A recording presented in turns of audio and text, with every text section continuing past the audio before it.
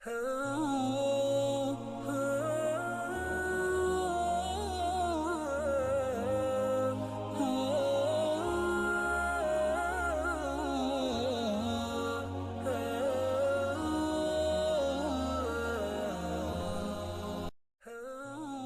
بالله من الشيطان الرجيم بسم الله الرحمن الرحيم Assalamu alaikum wa rahmatullah wa barakatuhu.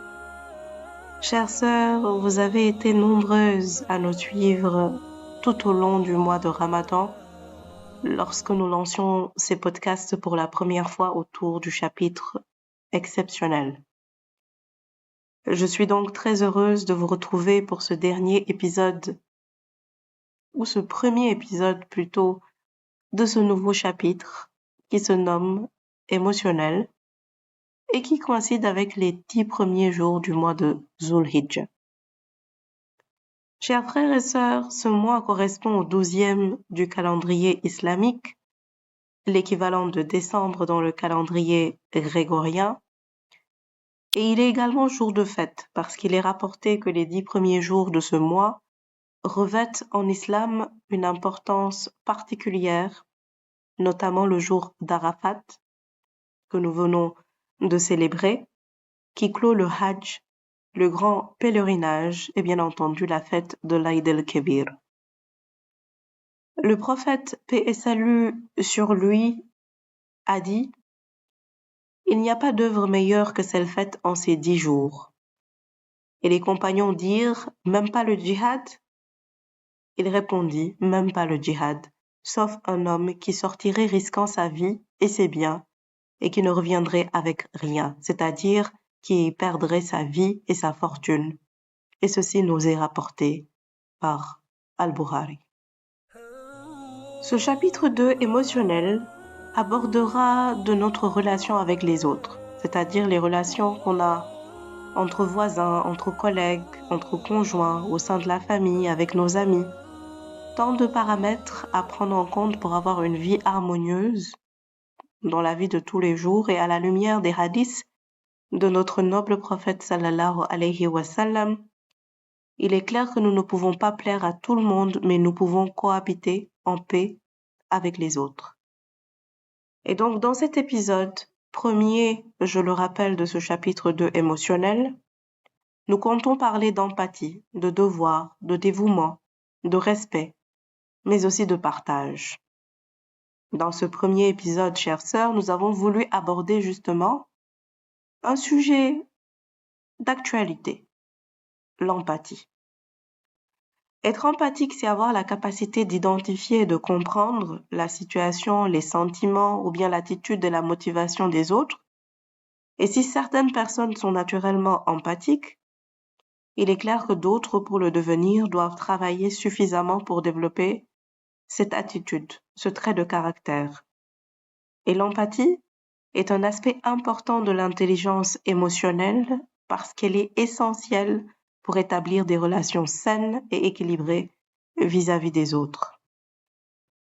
Mais pour commencer à parler d'empathie, il nous faut aborder 2 qualités essentielles. Il s'agit d'abord de l'écoute, puis ensuite de la générosité. Mais commençons par l'écoute. Et par écouter, nous entendons le fait d'être concentré sur ce que la personne dit plutôt que d'être concentré sur sa propre personne. Et en réalité, le fait d'offrir son écoute est une forme d'amour, de compassion pour l'autre et une forme d'amour aussi en Allah. Omar ibn al-Hattab, puisse Allah l'agréer, a rapporté que le prophète sallallahu alayhi wa sallam a dit « Parmi les serviteurs d'Allah, il y a des créatures qui ne sont ni des prophètes ni des martyrs, mais dont la place dans l'au-delà sera enviée par ces derniers. » Ceux qui étaient en sa présence lui demandèrent « Ô messager d'Allah, dis-nous qui ils sont. » Le prophète sallallahu alayhi wa sallam répondit « Ce sont ceux qui s'aiment en Allah, se réunissent et se rendent visite à cause de lui, sans qu'aucun lien de parenté n'existe entre eux ni aucun intérêt matériel. Et par Allah, leur visage n'est que lumière et ils sont assis sur des tribunes de lumière, Ils sont exemptés de la peur et du chagrin qui frappent les gens. Puis il récita le verset suivant. Les protégés d'Allah n'auront aucune crainte ni aucune affliction. Ceci nous est rapporté par Abu Daoud et ce verset se trouve dans la sourate 10, Yunus, verset 62.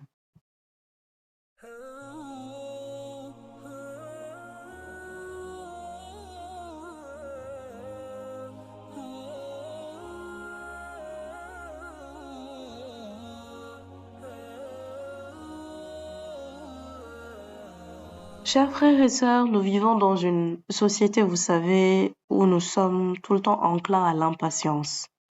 Nous sommes peut-être parfois intolérants, parfois indifférents, et même parfois insensibles.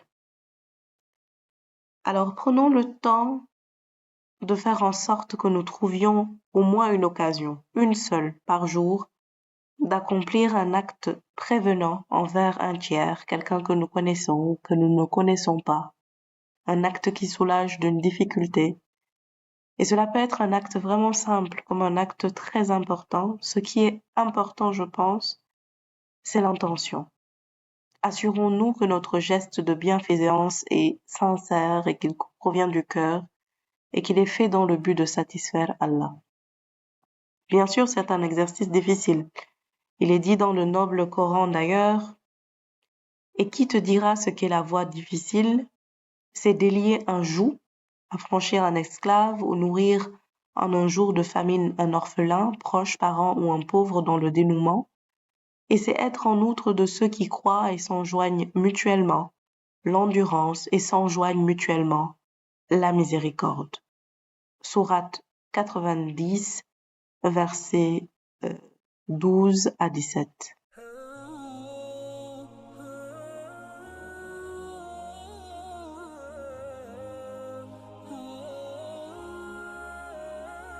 Chers frères et sœurs, un autre trait de caractère qu'il nous faut entretenir et cultiver, c'est la générosité. Le prophète sallallahu alayhi wa sallam a dit vous ne serez pas véritablement croyants tant que vous n'aimerez pas pour vos frères ce que vous aimez pour vous-même. Et ces propos nous sont rapportés par Bukhari et Muslim. Et vous comprendrez ici, chères sœurs, chers frères, qu'avant de connaître l'autre, il faut aspirer à se connaître soi-même. C'est d'ailleurs la raison pour laquelle nous avons commencé ces podcasts par un chapitre exclusivement sur l'introspection et la découverte de soi. Et je disais à l'entame de ce podcast que nous étions dans le mois du pèlerinage, par excellence au lieu saint de l'islam. Nous en profitons pour solliciter les prières et prier pour nos parents, amis, frères et sœurs en islam qui sont présentement à la Mecque, et rappeler tout simplement qu'au-delà des selfies, du combat pour se rapprocher de la Kaaba et du fait de la toucher des mains, nous devons nous interroger sincèrement sur le sens des rituels de ce pèlerinage. Et en allant un peu plus loin, essayons de remonter, de comprendre l'histoire du noble prophète Ibrahim alayhi salam et la genèse même de la tabaski qui nous apprend à bien des écarts à cultiver et à nourrir l'empathie.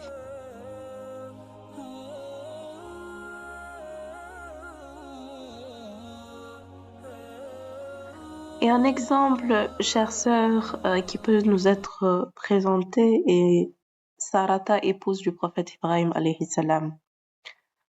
Lorsqu'ils se marièrent, ils espéraient avoir des enfants pour les aider à répandre le message d'Allah, mais le temps passait et Sarata n'arrivait pas à tomber enceinte. Donc arrêtons-nous un instant sur ce point et cultivons l'empathie vis-à-vis de nos frères et sœurs qui vivent cette situation en ce moment. Attention, je parle d'empathie et nullement de pitié, car il y a une différence. Essayons, sans jugement, de prier pour ceux qui attendent patiemment de devenir parents. Et rappelons-nous avec bienveillance que Dieu est celui qui donne la vie. Soyons à l'écoute de leur gêne lorsque nous nous plaignons à longueur de journée de ce que notre enfant fait ou ne fait pas, alors que notre interlocuteur essaie peut-être en vain d'avoir un enfant, peut-être parle-t-on à quelqu'un qui a fait une fausse couche et qui a perdu un enfant, et je n'oublierai personnellement jamais la question posée par une jeune dame qui à l'époque me demandait, je venais de me marier, je n'avais pas encore d'enfant, et elle me disait, elle m'a demandé ce que j'attendais pour tomber enceinte. Alors je lui ai calmement répondu, j'attends la télécommande. Quelle télécommande? Demanda-t-elle en fait étonnée. Et je repris celle que Dieu nous donne pour appuyer sur un bouton et tomber enceinte. Je me rappelle qu'elle avait affiché un sourire nerveux face à cette question que je jugeais à l'époque impertinente. Et avec le recul, nous apprenons à cultiver de l'empathie, chers frères et sœurs, pour ceux qui essaient de fonder une famille. Ils ont bien plus de mérite que nous pour leur patience, donc ne les jugeons pas, ne les offusquons pas et ne leur mettons pas la pression, donc soyons empathiques et bienveillants. Mais pour en revenir à l'histoire du prophète Ibrahim alayhi salam, le couple avait déménagé en Égypte où Sarata prit une servante du nom de Hajara, et c'est donc attristé que Sarata est allée voir son mari puisqu'il prenait de l'âge sans qu'elle ne puisse tomber enceinte pour lui proposer Hajara comme deuxième épouse. Subhanallah, quelle générosité! Et là encore, chères sœurs, prenons le temps de comprendre en quoi cette histoire est pleine d'enseignements. L'enseignement que les jeunes femmes qui travaillent dans nos maisons doivent être considérées, et nous sommes à cette période de l'année où nous comprenons ô combien une nounou, une dame aidant dans les travaux ménagers peut nous faciliter, somme toute, la vie, et prenons le temps de les considérer comme nous-mêmes. Mais l'autre chose à retenir de cette histoire, je pense que c'est notre relation avec la polygamie, chères sœurs. Voilà une épouse qui, au-delà d'autoriser son époux à prendre une deuxième épouse, va jusqu'à choisir d'ailleurs pour lui. Et donc en réalité, toute l'histoire du sacrifice du mouton, l'essence même de cette fête de Tabaski, repose quelque part à la base sur la générosité, sur la relation entre Hajara et Sarata, sur le sacrifice d'Ismaël, fils de Ibrahim alayhi salam, et de sa seconde épouse Hajara. Et subhanallah, réalisons-nous que cela aurait pu nous arriver et que toute cette histoire-là est derrière l'immolation de ce mouton. Chère sœur, Allah demanda au prophète Ibrahim alayhi salam de préparer sa femme et son bébé Ismaël à un long voyage traversant le désert d'Arabie, les dunes de sable, des kilomètres et des kilomètres à marcher, aucun signe d'habitation. Et Ibrahim a fait gravir à Hajar et Ismaël une colline appelée Marwa, et il les laissa à l'abri d'un arbre et équipé d'un sac de dattes et d'eau. Et dans la sourate Ibrahim, le noble Coran nous dit, je cite, « Ô notre Seigneur, j'ai établi une partie de ma descendance dans une vallée sans agriculture, près de ta maison sacrée la Kaaba, ô notre Seigneur, afin qu'ils accomplissent la salate. Fais donc que se penchent vers eux les cœurs d'une partie des gens et nourris-les de fruits, peut-être seront-ils reconnaissants. » Il s'agit de la sourate 14, verset 37.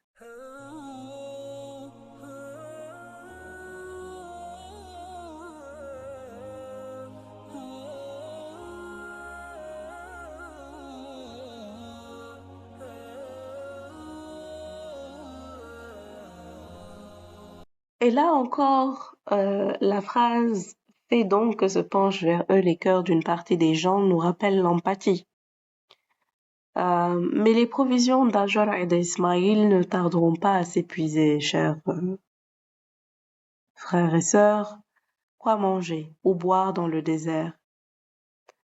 Et c'est désespéré que Hajar a gravi cette fois les collines Marwa et Safa en courant pour voir si elle tomberait sur un nomade ou si elle apercevrait quelqu'un au loin.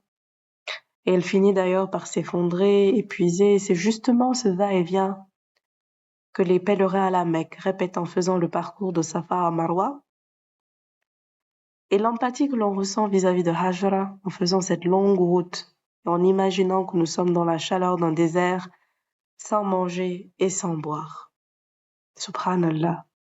L'empathie d'une mère également vis-à-vis de son fils, lorsqu'elle parcourt tout ce chemin dans l'espoir qu'elle part le nourrir, l'abreuver, l'amour, subhanahu wa ta'ala, d'Allah, vis-à-vis de cette épouse, de cette mère qui entend une voix et qui par l'ange Jibril Gabriel voit un torrent d'eau jaillir, le Zamzam.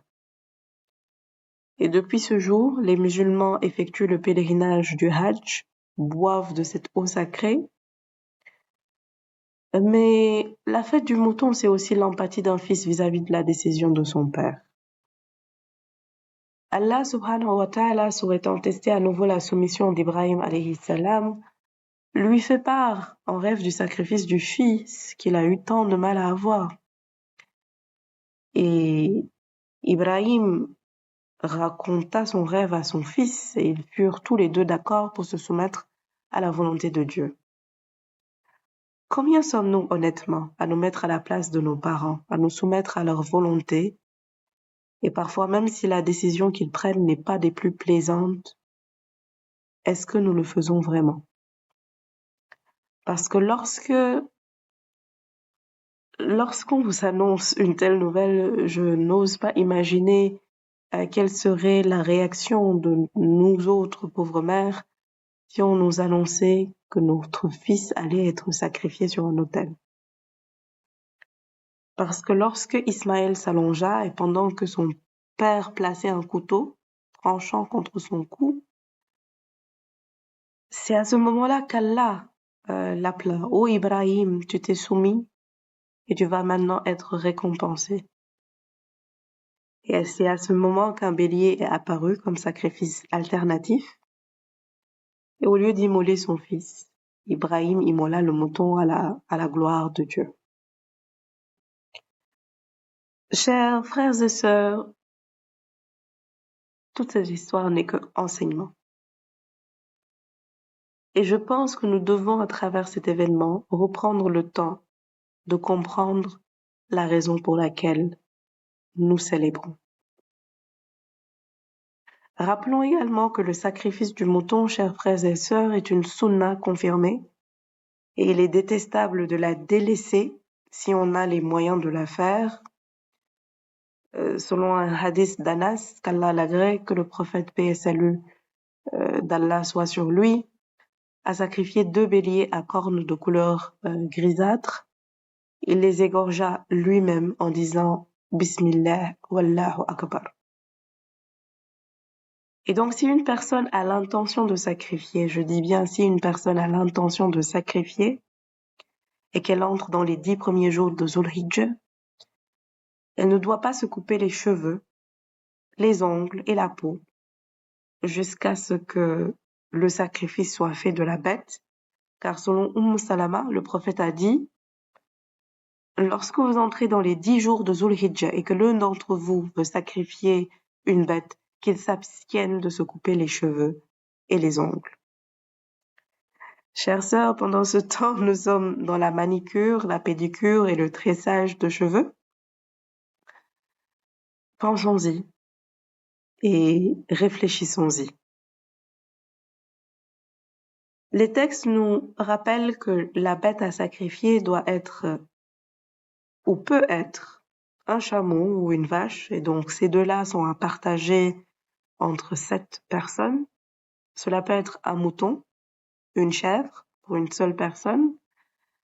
Et la condition pour que la bête soit bonne à sacrifier, c'est qu'elle doit être exempte de tout défaut apparent. Donc selon la parole toujours du prophète sallallahu alayhi wa sallam, 4 défauts font que le sacrifice n'est pas accepté. Il n'est pas accepté si la bête est borgne de manière apparente, si la bête est visiblement malade, si la bête est boiteuse de manière évidente, et si la bête est maigre et que l'on ne peut pas la récupérer. Ceci nous est rapporté par At-Tirmidhi.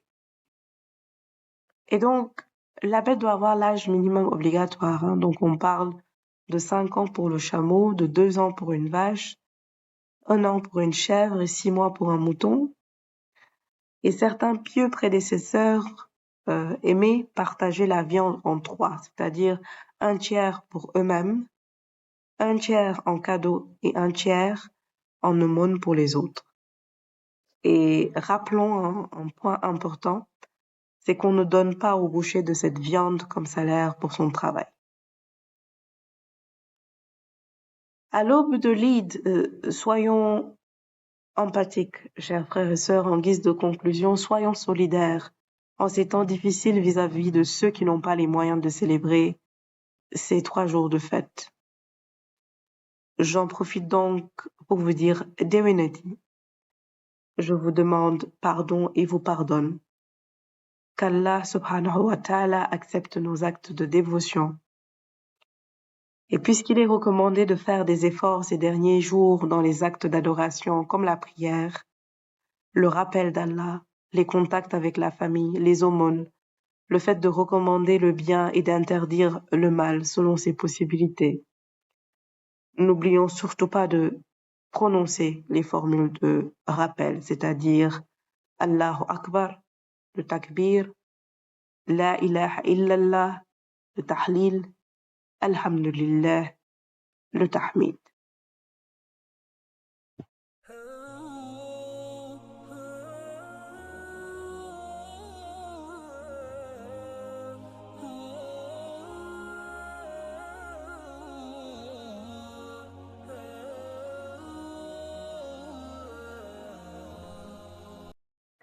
ربنا أتمم لنا نورنا واغفر لنا إنك على كل شيء قدير رب أنزلني منزلا مباركا وأنت خير المنزلين في مهام الحرب والهب والمشهدات والرذاه الحمد لله الذي هدانا لهذا وما كنا لنهتدي لولا أن هدانا الله وسلام على المرسلين والحمد لله رب العالمين.